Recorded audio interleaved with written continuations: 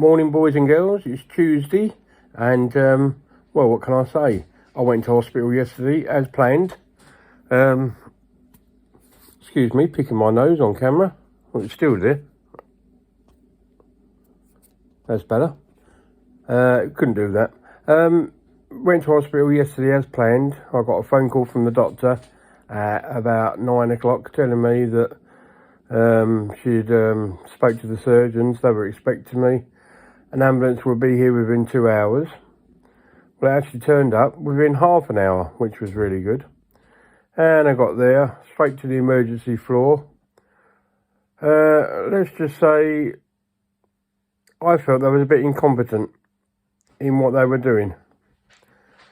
A doctor came round about 10:30, stripped half my dressings off my wound, had a look.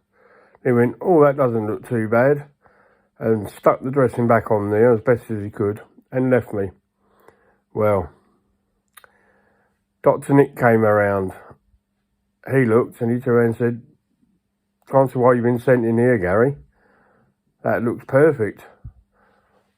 Just as well as what it did when you were staying with us." He asked how I was, how Tracy and Siobhan were, how I was enjoying being at home. And he informed me that he was happy for me to go home and that he would arrange for me to be out of there very soon. But I had to wait for the tissue viability nurse to actually come and have her final say.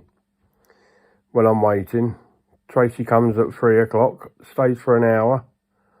And I said, "Well, I'm going to be here all night, so I'll see you tomorrow." Well, 4:30. The nurse comes round and finally changes my dressing to some sort of satisfaction. Not very good, mind you, but how she become a nurse, I don't know. She said, "Right, you're going up to Selzy ward. You know, that big ward that I actually love, with all the girls and boys that I know and trust up there." That made my day. So I goes up there, walked through the door, or didn't walk, I went through in my bed. And they all looked at me and say, "What the are you doing here?" So I explained the whole situation. And Sister Charlotte turned around and said, "Well, we're not having that." I went, "What do you mean?" "Well, you're not going to sit round here waiting for a tissue viability nurse. If she can't be bothered to come and see you, I'll do your discharge and I'll arrange for your transport to get you home." And that's what she did. I got home. What time did I get home, Trace?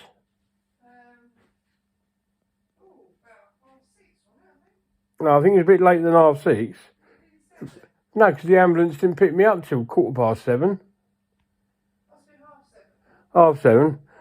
I came home and I thought, right, sod it, we'll go on Just Eat app, and we ordered in the Indian from Jabir Indian down the road. Very nice it was.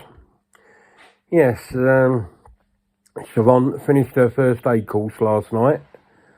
I think she enjoyed it, actually. She's got to do her CPR skills, you know, do the old demonstration. Tracy's got to book a date for when they're all going to go and do that. So that should be good. So I've got to wait for the nurse today. And apparently I've got a new bed coming. But then I haven't got a new bed coming because I was told I wasn't allowed it. Time will tell. Time will tell. I do wonder. What else are we doing today? Not a lot. I fancy a bit of poached egg on toast for breakfast. You going to come and say hello today?